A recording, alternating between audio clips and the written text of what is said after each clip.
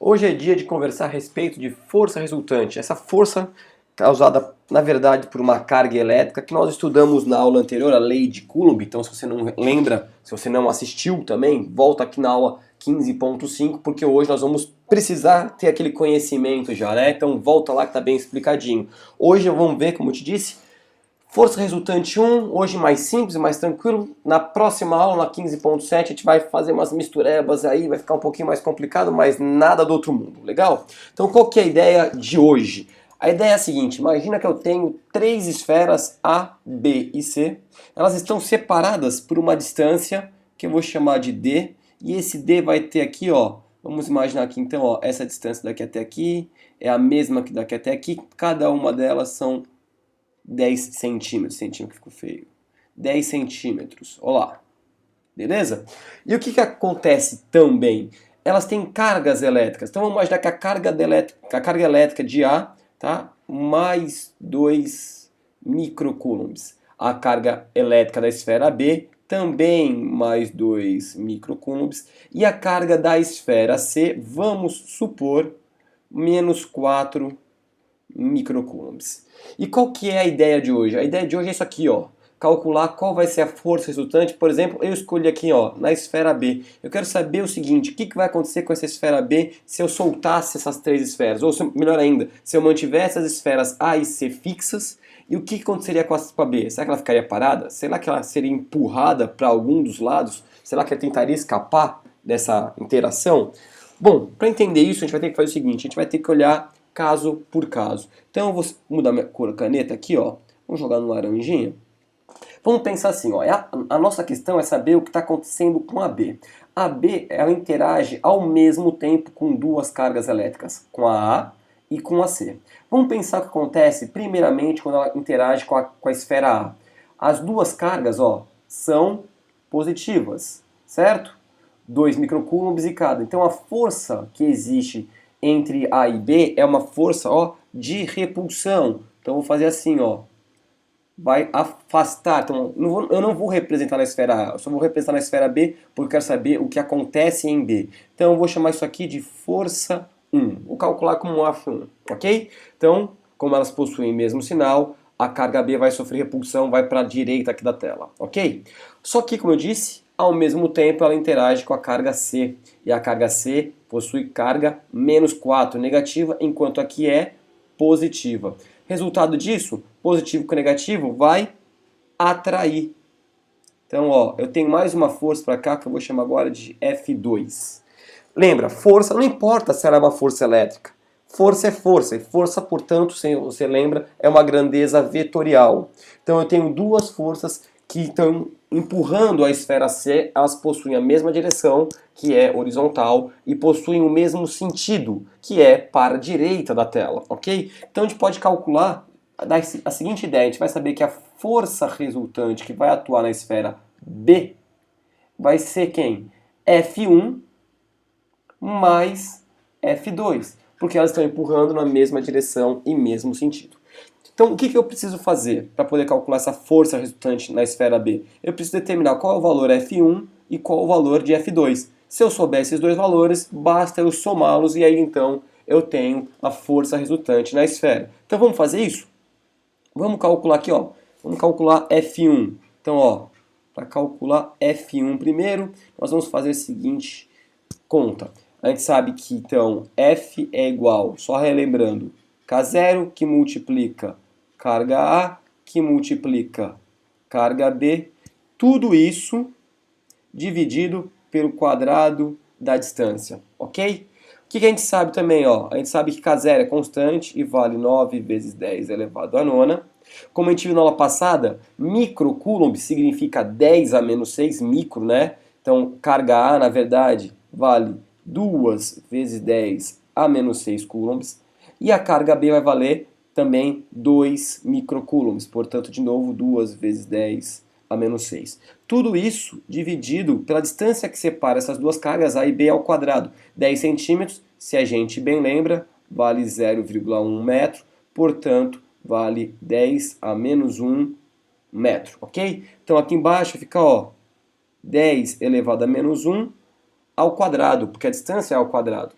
essa força F1, que eu vou deixar marcadinho aqui também, vai ser quem? 9 vezes 2 vezes 2, ó, 2 vezes 2, 4. 4 vezes 9, 36. Vezes 10, somos expoentes. Menos 6 com menos 6 dá menos 12. Menos 12 mais 9, menos 3. Tudo isso dividido por um expoente elevado a outro. Basta multiplicar esses dois expoentes. Vai ficar então 10 elevado a menos 1 vezes 2, menos 2. Correto? Isso aqui vai dar pra gente então 36. Divisão de notação científica é a de cima menos a de baixo. Então, ó, a de cima, menos 3, menos a de baixo, que é menos 2. Menos com menos vira mais, que é menos 3 mais 2. Portanto, menos 1. Então, ó, quanto vale essa conta? 36 vezes 10 elevado a menos 1. Isso aqui é igual, então, a 3,6 newtons. Perfeito? Tranquilinho? Deixa eu apagar isso daqui. Agora é o seguinte, você deve estar pensando, tudo bem, eu já sei o valor de F1. Então basta eu fazer essa conta novamente para achar o valor de F2. Quem é F2? Se eu fosse calcular aqui, deixa eu anotar. Só que a gente vai usar um pouquinho a nossa cabeça para fazer isso. Certo? Ó, F2. F2, se nós fôssemos calcular, seria quem?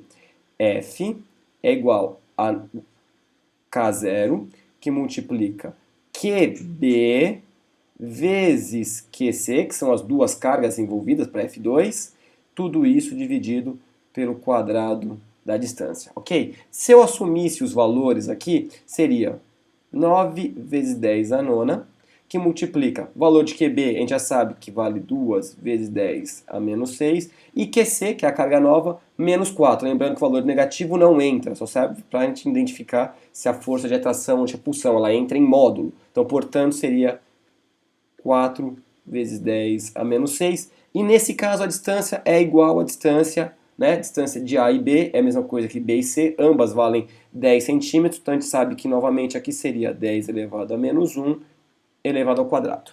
Será que nós precisaríamos refazer essa conta? Eu só fiz aqui, só montei para a gente poder visualizar isso melhor. Vamos para pensar um pouquinho? A distância é a mesma. Então aqui a parte de baixo vai ser o mesmo resultado. O que mudou em cima? A B aparecia nas duas, não é isso? Aparecia aqui e aparece aqui. Perfeito? O que mudou? A constante K0 é a mesma. O que mudou foi de A, QA, para QC. Quando eu olho as cargas, aqui é 2 e aqui é 4. Tudo bem que é menos 4, já discuti, isso aqui entra em módulo. 2 e 4. Significa que esse valor aqui de 4 é o dobro desse valor aqui. Então ficaria 9 vezes 2 vezes 4. Se é tudo igual e só aqui que dobrou, o resultado também tem que dobrar. Então, se eu refizer essa conta, se eu fizer essa conta inteira, ao invés de 3,6, o resultado aqui vai ter que ser o dobro. Vai ter que ser 7,2. Eu vou fazer a conta só para você ver. Tá? F é igual 8. 4 vezes 2, 8. 8 vezes 9, 72. Ó, já estamos identificando. Vezes 10. Menos 6 com menos 6, menos 12, mais 9, menos 3, tudo isso dividido por 10 elevado a menos 2. E como a gente falou, menos 3 menos menos 2, 72, 10 a menos 1. E portanto a gente sabe que isso aqui ó, é 7,2 newtons. Perfeito? Como eu te disse, então ó, é o dobro. Vou voltar para cá. As duas possuem a mesma direção e o mesmo sentido, então nós somamos, são duas forças empurrando para a direita. Então a gente vai ter que a força resultante em B vai ser 3,6, que é F1, mais 7,2. Quanto vai dar essa continha aqui pra gente? 3 com 6, 7. 3 com 7, 10. Ó, 10,8 newtons. Essa vai ser a força resultante, então, que vai estar atuando na partícula B. Perfeito? Bom, quais são as coisas que podem acontecer aqui? Se eu colocasse aqui, ao invés de menos 4, eu tivesse colocado mais 4, F2 estaria empurrando para lá. Então F1 estaria empurrando para a direita, F2 estaria empurrando para a esquerda, porque aqui é positivo, portanto, essas duas interagindo, F2 está afastando B para cá. Qual seria a força resultante? F2 menos F1, porque F2 aqui é maior. Tá? Então essa é a ideia. A ideia que a gente tem que ter é Ah, eu não entendo isso. Na verdade, o problema não é a eletrostática em si. A gente tem que retomar a ideia de vetores, que tem todas as aulas já gravadas aqui no canal. Vetores possuem mesma direção e mesmo sentido, nós somamos ele. Imagina você e uma outra pessoa empurrando o carro na mesma direção e mesmo sentido. A força se soma. Se tiver uma pessoa na frente do carro e outra pessoa atrás do carro, cada uma empurra para um lado. É uma força menos a outra, porque elas têm a mesma direção, porém sentidos opostos. Essa aqui é a ideia. Então na próxima aula, na aula 15.7, nós vamos mudar agora, na verdade, não o sentido, como eu fiz agora como exemplo, mas sim a direção, ok? Então, se não está lembrado de vetores, volta lá atrás um pouquinho, dá uma olhada nos vetores e a gente se fala na próxima aula. Bom, só lembrando, todas as aulas estão aqui no nosso canal. No nosso canal tem, além do YouTube, tem um site. Esse site é cienciatvbr.futurecom.com.br. Todas elas organizadinhas aqui. Você tem um menuzinho bonitinho com tudo que você precisa para estudar. Se você quiser patrocinar essa ideia, para a gente poder continuar gravando mais aulas, e cada vez mais aulas e mais aulas, você pode contribuir aqui, fazer uma doação para a gente, no valor que você achar que merece. Também estamos no Facebook, facebook.com/cientiatv. Dá um like aí e para poder ficar bem esperto, porque logo logo tem novidade. A gente vai começar a liberar umas coisas aí que você vai gostar bastante, que vai te ajudar. Legal? Então é isso. A gente se fala na próxima aula, quando a gente vai continuar trabalhando com força eletrostática resultante. Um grande abraço e até mais.